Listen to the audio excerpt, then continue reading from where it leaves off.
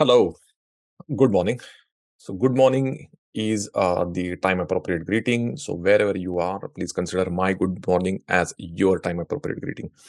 Because where I'm in London, and my time at my end, my computer tells me is 9 minutes past 10 o'clock. This is 1st of February 2025. I wanted to talk about a window tax. Window tax is, I must tell you that why I wanted to talk about window tax. Because I was checking the newspapers and I was checking the headlines. And especially in the Indian newspapers, all the headlines are dominated by Nirmala Sitharaman because she announced the budget. Now, only in India, you find this huge obsession around the budget and it is followed by everyone like economists, non-economists, bankers, non-bankers, common people. You'll not find that anywhere else. So you'll not find such public attention on budget announcements. But it is what it is. That's like one of those features with the Indian economy. But then I believe certain tax rates were lowered.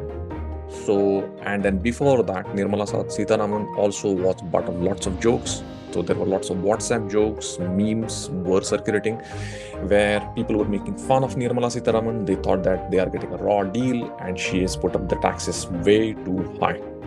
And so, which is why I thought, why not I talk about window tax today? So, what is window tax? Window tax sounds like a product by Microsoft, but it is not Windows tax, it is window tax. And this is bit of chapter from a history book, not just from book of economics, but then if you are interested in economic history, how we arrived here, if you are interested in that, then I think you will love this story of window tax. All these taxes, including income tax. Income tax probably is one of the most youngest of the taxes that we've seen. So when people decided to come together and they thought of having a levy, a tax, income tax was not even in the discussion. People were not too keen on income tax. In fact, here in UK, when income tax was first discussed, people thought that this is invasion of my privacy, this is government intrusion into private matters. I will not show you how much income I have made during the year. Then in that case, how do you tax it? That was the question. So again, just as an aside, so income tax, I believe, was first a form of income tax was first introduced in UK in 1799 by William Pitt. So William Pitt was again like one more kind of historical nugget. William Pitt was one of the youngest prime ministers this country, UK, has ever seen. I believe he became prime minister in his early 20s, so 23, 24. I believe he was aged when he became prime minister, but then he reformed the UK tax system. So there are lots of things that he created or developed during that time which are still there. He was big believer in the theories which were developed by Adam Smith, father of modern economics. Again, one of the poster boys of Scottish Enlightenment. So William Pitt was, let's say, big fan of Adam Smith's theory and a lot of those theories, which is why you see getting reflected in the UK tax system. So that's an aside. Coming back to window tax. So back in 1696, I was not there. I've read about it. So back in 1696, when obviously the prime minister was thinking of raising tax money and novel ideas were getting developed around how to raise tax money. One of the idea was that let's levy tax on house. Why house? Because it is indicator of wealth. So that tax principle was by that time already developed, that tax should be progressive.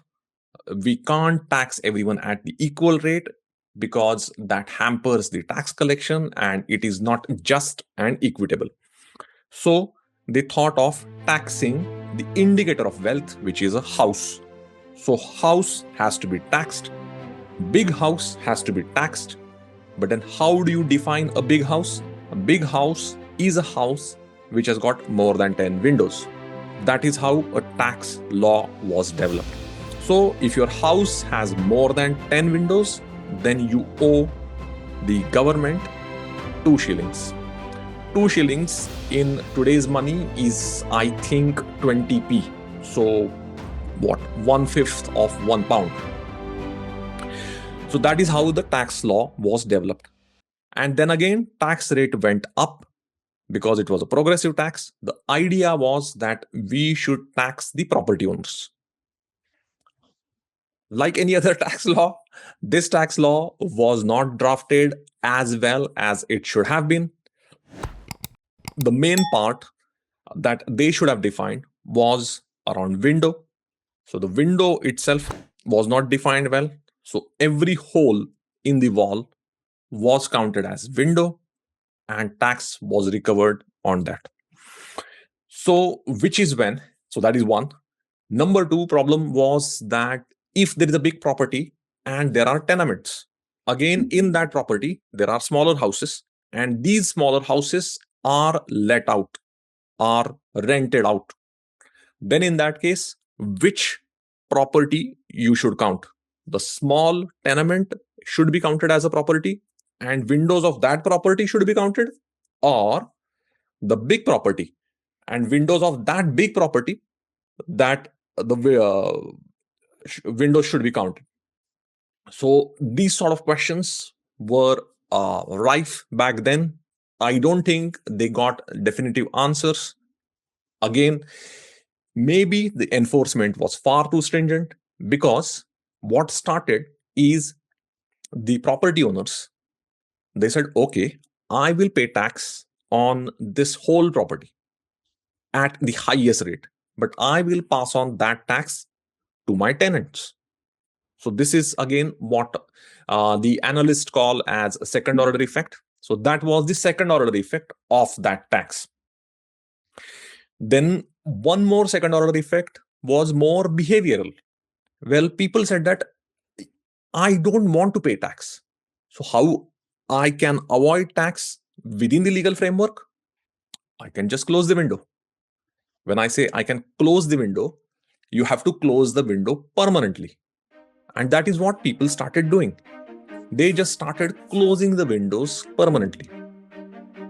You will see such houses even today in London. So where I am near Greenwich. So this is southeast of London. And literally, if you take a stroll down the road, you will find several houses with windows which are bricked, like completely bricked. So there is a brick wall which closes the window completely.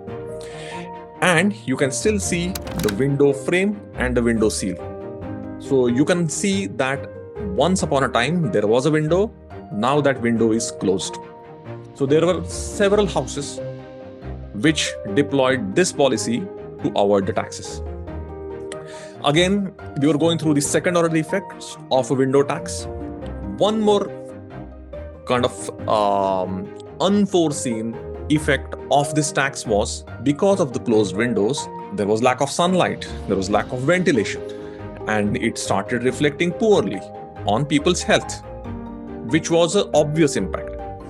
And which is when people started pushing back against this tax. Even the revenue was not as high as it was expected. It was substantial, that government cared about it, but it was not as high as they were expecting it to be. So window tax. So window tax stayed for very, very long time. So window tax was introduced in 1696, and I believe it went on for almost 150 years after that. So I think in 1850s, window tax was repealed. So this is one of the examples of presumptive taxation. So people who've studied tax, obviously they'll understand this very easily. But then presumptive taxation is, in simple terms, any tax law usually find out ways for either higher tax revenue, one, number two, administrative convenience.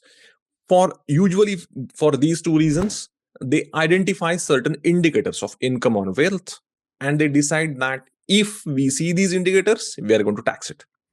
This is very common. This is found everywhere. Even Indian income tax has various provisions around presumptive taxation. So, window tax can be seen as one of the earliest example of presumptive taxation. So, these houses are still there. We were going through the second order effects of window tax.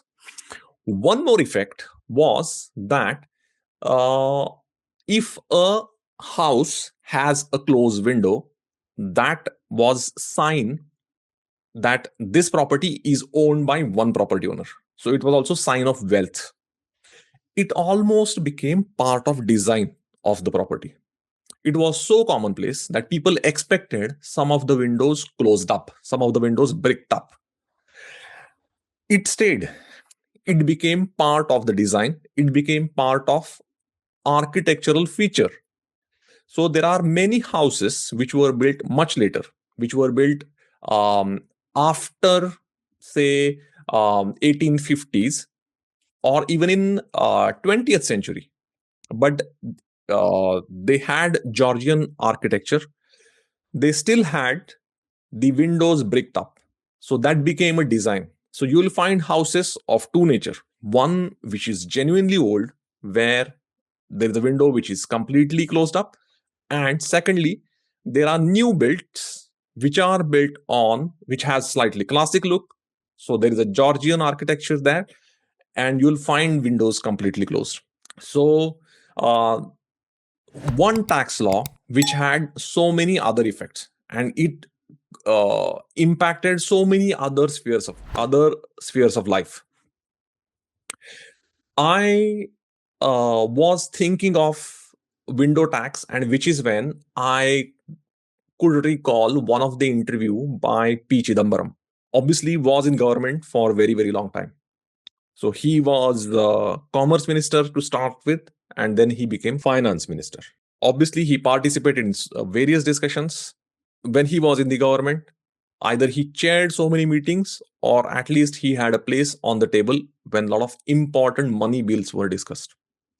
So in one of the interviews, he shared that what usually they do, the ministers, they do is that they ask their advisors, usually the economic advisors, chief economic advisor, assistant economic advisors, they ask for ideas, that I would like to have ideas on table. So which is when one of the idea that Chidambaram was presented was tax on car. That let's have a tax that every car owner has to pay. Obviously, it was considered as a political suicide. The idea was rejected, but then the idea was there. So this is kind of brief history of presumptive taxation. But then I thought I should share the whole story with the window tax with you guys. So that was it. At this point, I'll take the sip of my beverage, which is again a time appropriate beverage, coffee in this case. And what remains for me to do is thank you, the listener and viewer, and my grateful thanks to the producers of Mangala Talkies for letting me share my thoughts. Thank you very much.